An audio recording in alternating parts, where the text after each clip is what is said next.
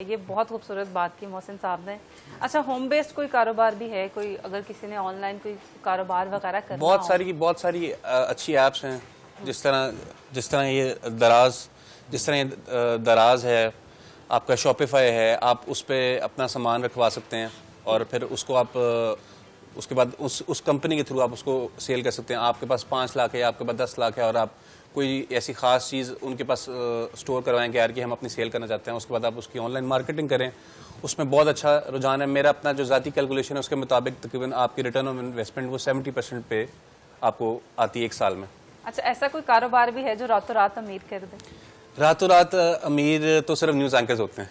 News anchors रातों रात अमीर होते हैं? जो कौन से न्यूज एंकर हैं? टीवी प्रोग्रामर जो है वो रातों रात अमीर हो सकते हैं। हम जैसे कारोबारी लोगों के पास तो ऐसा कोई कुलिया नहीं है। नहीं, रातों रात बंदा अमीर हो सकता है। अच्छा, आप एक अच्छा ख्वाब देखकर। अच्छा ख्वाब देख के देखिए ना कितनी खूबसूरत बात ख्वाबों बोली। पे तो पाबंदी नहीं है। ख्वाबों पे बिल्कुल ठीक है।